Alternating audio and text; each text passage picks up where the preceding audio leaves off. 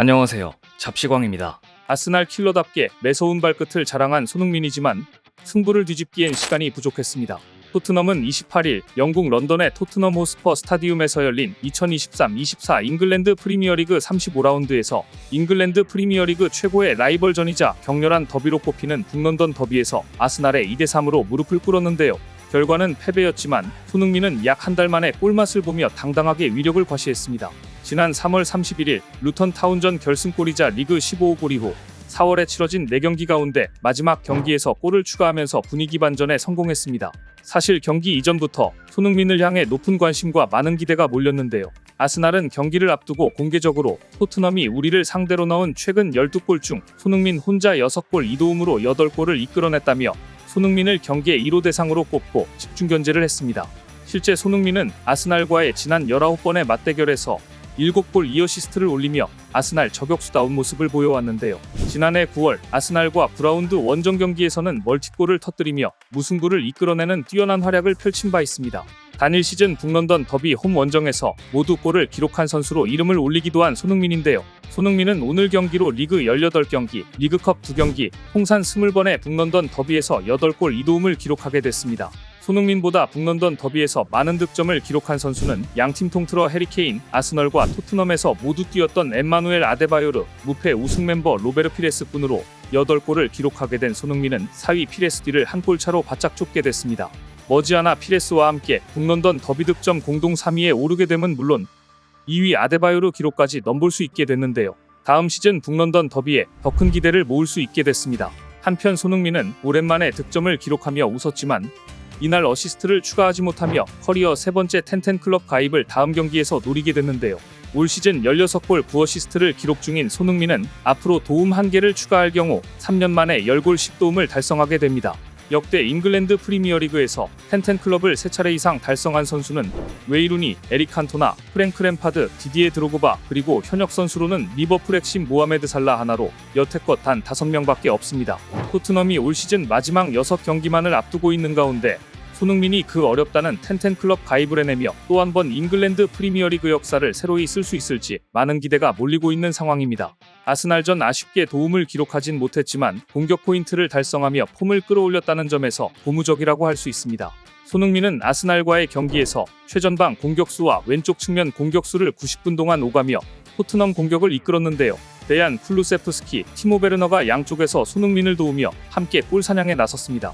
손흥민은 경기 내내 전방에 머물며 상대 수비의 시선을 끌고 횡으로 움직이며 연계 플레이를 도우려고 부단히 노력했습니다. 전반 11분 손흥민은 전방 압박으로 상대 진영에서 공을 빼앗은 뒤 제임스 매디슨에게 패스해 슈팅을 이끌어내기도 했죠. 매디슨의 슈팅이 높게 뜨며 아쉬움을 삼켜야 했지만 매디손 조합의 눈부신 팀워크를 확인할 수 있었습니다. 하지만 토트넘은 수비가 무너지면서 전반에만 3골을 내주며 크게 흔들렸는데요. 토트넘은 아스널 2공세의 고전을 면치 못했죠. 전반 15분 오른쪽 측면에서 넘어온 코너킥을 피에르 에밀 호이비에르가 헤더로 걷어낸다는 것이 그만 자기 골문 안으로 넣고 말며 자책골을 기록하게 됐고 이어 전반 27분 부카요 사카, 전반 38분 카이 하베르츠에게 연속골을 허용하며 무기력하게 끌려갔습니다. 거기에 운까지 따라주지 않아 절망스러웠던 토트넘인데요. 전반 25분 페드로 포로의 중거리 슛이 굴절된 후 골대 가까이에 있던 미키 판더펜에게 연결됐고 판더펜이 침착한 마무리로 동점을 만드는 듯 했으나 비디오 판독 결과 오프사이드로 판정돼 득점이 인정되지 않았죠. 골로 인정됐다면 제대로 흐름을 타 토트넘이 역전할 수도 있었지만 골이 취소되면서 분위기가 가라앉을 수밖에 없었습니다. 하지만 침체된 분위기 속에서도 캡틴 손흥민은 어떻게든 공격 기회를 살려보려 고군분투했는데요. 전반 44분 포로가 하프라인 뒤쪽에서 정확한 롱패스를 날렸고 손흥민이 페널티 지역에서 공을 잡아 그대로 슈팅을 때렸죠. 슈팅이 높게 뜨면서 아쉽게 득점 기회는 무산됐지만 상대 수비의 간담을 서늘하게 했던 장면이었습니다.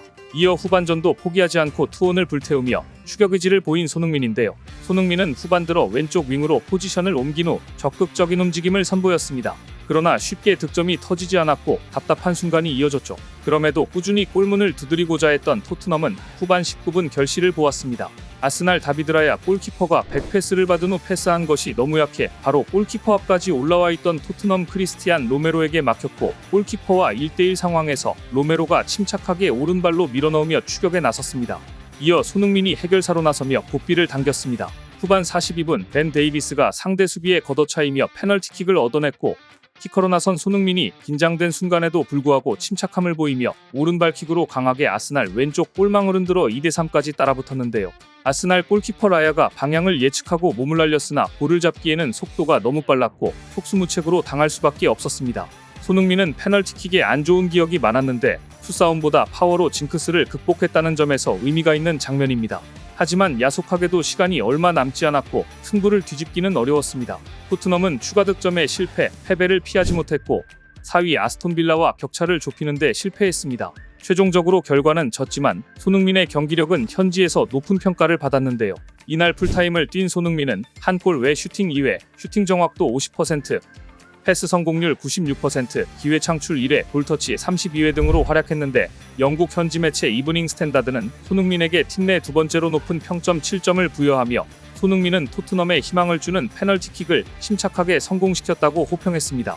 축구 전문 매체 풋볼런던 역시 손흥민에 대해 페널티킥을 성공적으로 골로 연결했다. 또한 90분 동안 고군분투했다며 칭찬을 아끼지 않았죠. 손흥민은 축구 통계업체 풋몹에서도 평점 7.5점을 받으며 선제골 주인공 로메로에 이어 두 번째로 높은 평점을 기록했습니다.